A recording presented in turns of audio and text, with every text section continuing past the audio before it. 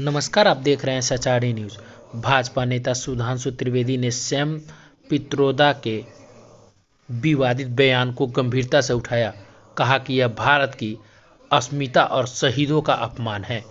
उन्होंने सैम पित्रोदा की तरफ से चीन को दुश्मन न मानने की बात को निंदनीय बताया। इस दौरान उन्होंने कांग्रेस नेताओं के विदेश संबंधों और चुनाव में विदेशी फील्डिंग पर भी सवाल उठाए हैं।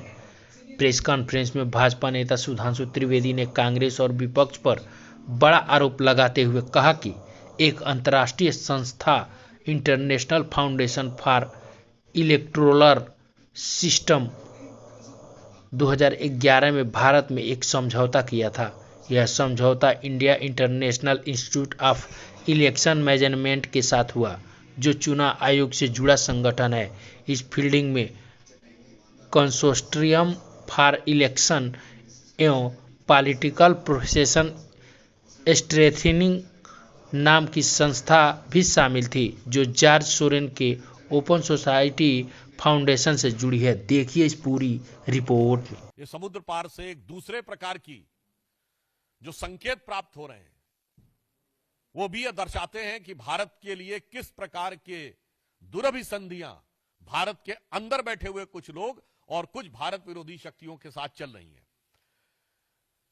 कि एक international foundation for electoral systems नामक एक संस्था है, जिसने 2011 में भारत की एक संस्था India international institute of election management, जो कि चुनाव आयोग के साथ संबंधित संस्था है, इसके साथ एक करार किया।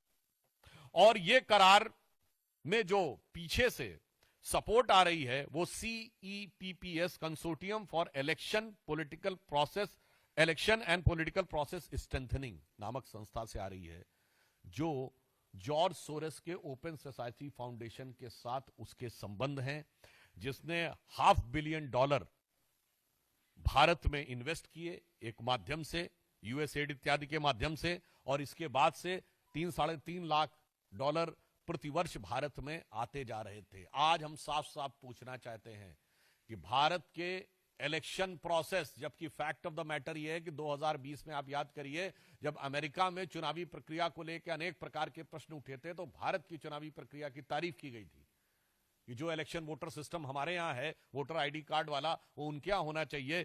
परंतु ये कौन सी शक्तियां हैं जो भारत में इस प्रकार चुनावी प्रक्रिया को प्रभावित करने, परिवर्तित करने या उसके अंदर कोई समस्या उत्पन्न करने के हेतु से आर्थिक अनुदान पाती हुई दिखाई पड़ रही थी? यह बहुत गहरा संदेह हमारे मन में उत्पन्न होता है। यानी बहुत साफ है कि सोरस की सुर, अंकल सैम के सुर, और उसके बाद जो कुछ यहां कांग्रेस बोलती है वो साफ नजर आता है।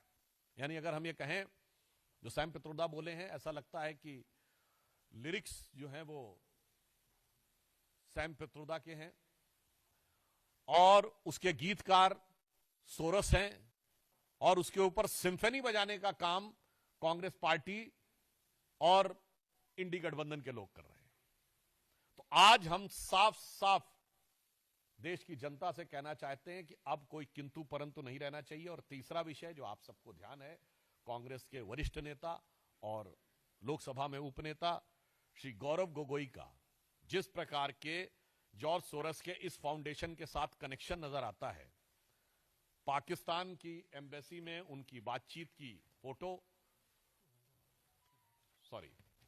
पाकिस्तान की दूतावास में मधुर मनोभावों के साथ वार्तालाप करते हुए, और भारत में आकर भारतीय सेना, भारतीय वायुसेना, भारतीय अर्धसैनिक बलों के विरुद्ध कटुतापूर्ण शब्दों का इजहार करते हुए, ये बातें अब बहुत साफ दिखाई पड़ती हैं कि देश के ऊपर आघात करने के एजेंडा बहुत साफ है कि विदेशी शक्तियों के लिए, जो भारत के विरोधी शक्तियां हैं, उनके लिए कांग्रेस की मोहब्बत की दुकान है, जिसमें मोहब्बत सोरस से भी है, मोहब्बत चाइना से भी है, और भारत के अंदर एक दूसरे से लड़ाने का विधान है।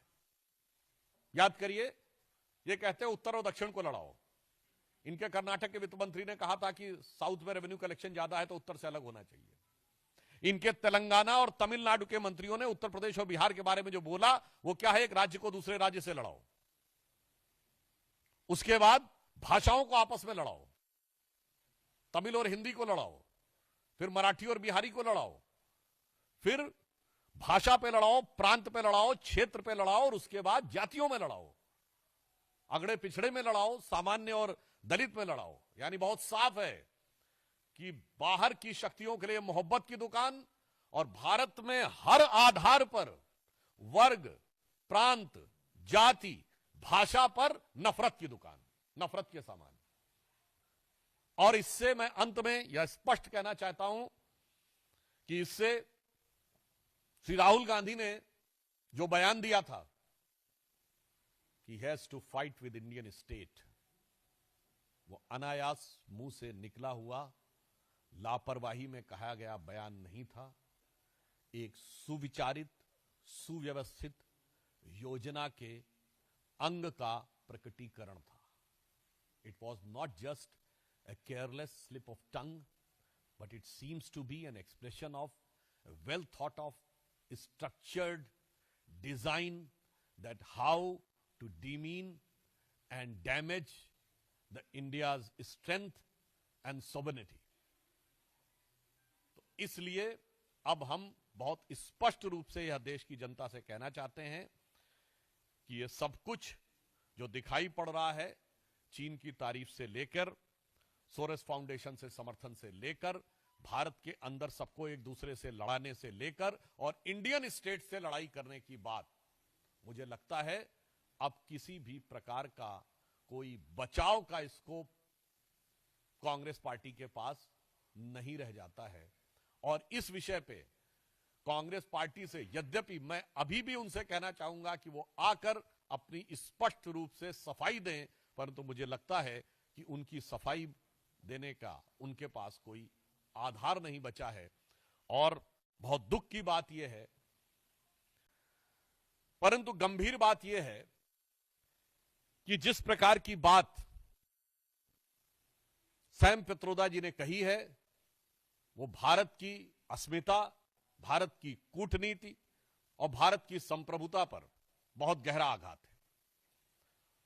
उन्होंने इस प्रकार की बात कही कि चीन के साथ तो किसी प्रकार का विवाद ही नहीं है, जैसे भारत ही अग्रेसर की भूमिका में, यानी आक्रामक मुद्रा लिए हुए। और ये कोई उनका अलग बयान नहीं है। ये ओवरसीज कांग्रेस के चीफ हैं, यानी समुद्र पारी कांग्रेस के प्रमुख हैं। अब समुद्र पार से तो सोरस के सुर भी कांग्रेस के साथ मिलते हुए नजर आते हैं, परंतु यहां पर एक बहुत गंभीर बात है कि जो कुछ सैम पित्रोदा ने कहा है, यह कोई आइसोलेटेड इवेंट नहीं है, आइसोलेटेड स्टेटमेंट नहीं है। इसी भाव और इसी विचार के अनेक स्टेटमेंट राहुल गांधी पहले दे चुके हैं। याद करिए, राहुल गांधी जी ने विदेश में क्या कहा था कि चाइना ने बड़ा संघर्ष करते हुए ऊपर उठने का उदाहरण प्रस्तुत किया है उन चुनौतियों के बीच से। आपको याद हो अभी कुछ दिन पहले के अपने विदेशी दौरे में क्या कहा कि चाइना ने अनएम्प्लॉयमेंट को बहुत अच्छे तरीके से टैकल किया है, जबकि फैक्ट ऑफ द मैटर है इस समय चाइना में एम्प्लॉयमेंट रेट 24% है। 2023 में जनवरी से लेकर जुलाई के बीच में अनएम्प्लॉयमेंट रेट वहां पर बढ़ते बढ़ते हो गई 17-18%, और उन्होंने फिर जुलाई 23 से जनवरी 24 डाटा देना बंद कर दिया, फिर डाटा का बेस चेंज किया और जनवरी से लेकर अगस्त के बीच में किया, फिर बदले बेस पर भी वो 24% हो गई। मगर राहुल गांधी जी को उसमें बहुत महान चीज नजर आती है। फिर याद करिए, यही लोग कहते थे कि चाइना में प्रेस फ्रीडम इंडेक्स में हमसे ऊपर है, जबकि चाइना के डिफेंस मिनिस्टर ली शॉन्गफू गायब हो गए, चाइना के फॉरेन मिनिस्टर क्विंग गैंग गायब हो गए, वहां की सबसे बड़ी कंपनी अलीबाबा के चीफ जैक मा गायब हो गए, परंतु इनको उसमें भी नजर आता था। अब आप आइए, इसके बाद उन्होंने कहा कि इकोनॉमिक ग्रोथ बहुत शानदार की गई है। ये सारे स्टेटमेंट्स हैं, और इकोनॉमिक ग्रोथ की फैक्ट ऑफ द पोजीशन यह है कि 2024 में दुनिया की सबसे बड़ी रियल एस्टेट कंपनी जो एक चाइनीज कंपनी थी एवरग्रांड, उसकी लिक्विडिटी हो गई। हांगकांग कोर्ट ने कह दिया लिक्विडेट कर दिया जाए। चीन के ह्यूनान प्रोविंस में कई बैंक्स बैंकरप्ट हो गए, कितनी रियल एस्टेट कंपनीज बैंकरप्ट हो गई, that is one other thing. उस प्रक्रिया में जब हम यह देखते हैं कि यह बयान सैम पित्रोदा का आया है। पहली बात तो हम बहुत साफ करना चाहते हैं, भारत सरकार प्रधानमंत्री श्री नरेंद्र मोदी जी के नेतृत्व में विश्व के हर देश के साथ अच्छे और सौहार्दपूर्ण संबंध चाहती है, परंतु वो राष्ट्रीय स्वाभिमान, सुरक्षा और सुदृढ़ता को बनाए रखते हुए। अब इसके बाद उनका यह बयान कहना, तो मैं पूछना चाहता हूं, यह गलवान के शहीदों का अपमान है कि नहीं? मैं कांग्रेस पार्टी से सीधे पूछना चाहता हूं। गलवान में जो हुआ, हमारे 20 सैनिक बलिदान हो गए, और उसके बाद यदि आपका ओवरसीज का चीफ इस प्रकार की भाषा बोलता है तो यह निंदनीय है, भर्त्सना योग्य है, और यह भारत और भारतीय सेना, भारतीय सैनिकों के बलिदान का